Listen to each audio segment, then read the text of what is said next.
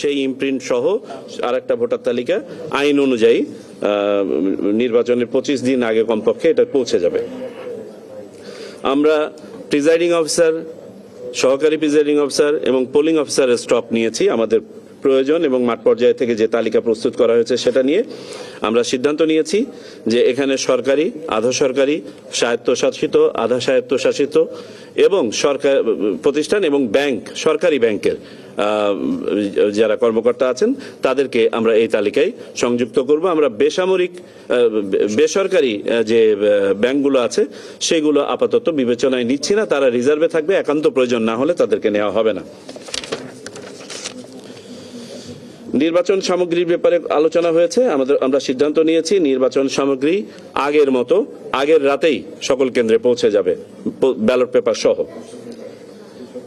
আমাদেরকে যেহেতু দুটো নির্বাচন একসাথে অনুষ্ঠান করতে হচ্ছে, জাতীয় সংসদ নির্বাচন এবং গণভোট, এটা সময় ম্যানেজমেন্টে নিয়ে আপনারা জানেন আমরা একটা মক ভোটিং করেছিলাম, সেইটার অভিজ্ঞতা প্লাস মাঠ পর্যায়ে যারা ইতোপূর্বে ভোট অনুষ্ঠান করেছেন তাদের অভিজ্ঞতা বিবেচনায় নিয়ে কয়েকটা সিদ্ধান্ত গ্রহণ করা হয়েছে। 1 নম্বর হচ্ছে যে সকল কক্ষে স্থান সংকুলন হবে সেই সকল কক্ষে একাধিক আপনার মার্কিং প্লেস অর্থাৎ সিক্রেট বুথ, যেখানে ভোটার ছাপ দেন সেই সিক্রেট বুথ স্থাপন করা হবে। যেখানে সিক্রেট বুথ আর বাড়ানোর জায়গা নাই সেখানে প্রয়োজনে একটা আলাদা বুথই করতে হবে। আমরা ভোটের সময় 1 ঘন্টা বাড়ানোর সিদ্ধান্ত নিয়েছি, সকালে আধা ঘন্টা এবং বিকেলে আধা ঘন্টা, অর্থাৎ এখন ভোট শুরু হবে সকাল 7:30টায় এবং চলবে বিকাল 4:30 পর্যন্ত। গণভোট সংক্রান্ত প্রচারণা, যেটার সাথে সরকার একটা ব্যাপক প্রোগ্রাম হাতে নিচ্ছেন, নির্বাচন কমিশনও এতে সহযোগিতা করবে। তদুপরি গণভোটের প্রশ্নটা যাতে সহজে ভোটাররা আপনার কক্ষে প্রবেশের আগেই জেনে যান, এই জন্য প্রত্যেকটা কেন্দ্রে এই ব্যালটটা বড় আকারে ছাপিয়ে ভোটের লাইনের সামনে ঝুলানো থাকবে। এরপরে আসি পঙ্গু, বয়স্ক এবং সন্তান সম্ভবা মা সহ যাদের বিভিন্ন ধরনের সহায়তা প্রয়োজন হয় তাদের ভোটের ব্যাপারে একটা সুনির্দিষ্ট নির্দেশনা দেওয়া হবে কেন্দ্রগুলোতে, যাতে করে তারা সহজে ভোট প্রদান করতে পারেন। পোস্টাল ব্যালট ব্যবস্থাপনা নিয়ে দীর্ঘ আলোচনা হয়েছে, যেটা সম্বন্ধে আপনারা অবগত আছেন। আমি 2 দিন আপনাদের সাথে কথা বলেছি এই ব্যাপারে। আমি খুব যদি সংক্ষেপে বলি, আমাদের 2 ধরনের পোস্টাল ব্যালট আছে, দেশের ভিতর থেকে এবং দেশের বাইরে থেকে। দেশের বাইরের ব্যালটগুলো আমরা আগামী কালকে থেকে ছাপানোর কাজ শুরু করছি, আগামী পরশু দিন থেকে এটা বিদেশে প্রেরণের কাজ শুরু হবে। আর দেশের ভিতরের যে পোস্টাল ব্যালটগুলো আছে সেইগুলোর আমরা নিবন্ধন কাজ শুরু করব যেদিন তফসিল ঘোষণা হবে সেদিন থেকে এবং চলবে 15 দিন ব্যাপী। অর্থাৎ যারা ভোট দিতে চান পোস্টাল ব্যালটের মাধ্যমে দেশের ভিতর থেকে, যে 3 ধরনের ভোটার যারা দিতে পারেন, তারা তফসিল ঘোষণার পর দিন থেকে শুরু করে মোট 15 দিন নিবন্ধন করতে পারবেন। এই নিবন্ধন সম্পন্ন হলে তাদের কাছে ইন কান্ট্রি পোস্টাল ভোটিং এর ব্যালট চলে যাবে। আমরা পর্যবেক্ষক এবং সাংবাদিকদের কার্যক্রম নিয়ে কথা বলেছি, তারা যেন নির্বিঘ্নে তাদের দায়িত্ব পালন করতে পারেন, যেসব সহায়তা দেয়া প্রয়োজন সেই ব্যাপারে পরিপত্র জারি করা হবে। আমরা বিশেষভাবে আলোচনা করেছি, কিছু কিছু রাজনৈতিক দলের কাছ থেকেও এই পয়েন্টটা এসেছিল যে নির্বাচন অনুষ্ঠানের সাথে যারা সম্পৃক্ত থাকেন তারা আগের রাতে যখন ওই কেন্দ্রে গিয়ে পৌঁছান তাদের প্রশাসনিক ব্যবস্থাপনা দুর্বল থাকে বিধায় তারা স্থানীয় অনেকের সহায়তা নিতে বাধ্য হন এবং এই সহায়তা নেওয়ার ফলে অনেক সময় এখানে রাজনৈতিক প্রভাব কাজ করে থাকে এবং তারা পরের দিন নিরপেক্ষভাবে কাজ করতে পারেন না। আমরা দৃঢ়ভাবে নির্বাচন কমিশন থেকে এটা নিরুৎসাহিত করছি এবং বলে দেওয়া হচ্ছে কোনো ধরনের স্থানীয় সহায়তা তারা নেবেন না, তাদেরকে যথাযথভাবে বাজেটের মাধ্যমে কনসিডার করা হয়েছে, তারা তাদের যে প্রশাসনিক ব্যবস্থাপনা আছে সেটা চালিয়ে নিতে পারবেন।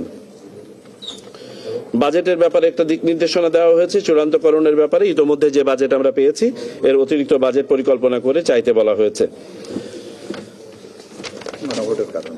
আগামীকালকে আমরা আঞ্চলিক এবং সিনিয়র জেলা নির্বাচন কর্মকর্তাদের সাথে কালকে 1500 ঘটিকায় একটি জুম মিটিং করব, যেখানে বিভিন্ন যে বিষয়গুলো বললাম যেগুলোর সাথে নির্বাচন কমিশনের অফিস জড়িত এগুলো তাদেরকে নির্দেশনা দেওয়া হবে।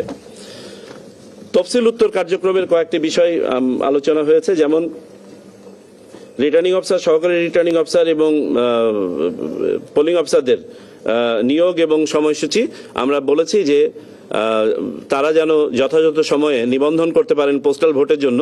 এই জন্য তফসিলের ঘোষণার পরপরই 5 দিনের মধ্যে যেন এই তালিকাগুলো প্রকাশিত হয়ে যায়। আইন শৃঙ্খলা কার্যক্রম নিয়ে আমরা সিদ্ধান্ত নিয়েছি, আইন শৃঙ্খলা এবং প্রশাসনিক কার্যক্রম নিয়ে যেদিন তফসিল ঘোষণা হবে সেদিনই সন্ধ্যাবেলায় আমরা জেলা এবং জেলা পর্যায়ের প্রশাসনের কর্মকর্তা তথা জেলা প্রশাসক এবং পুলিশ সুপারের সাথে আমরা জুম মিটিং করব।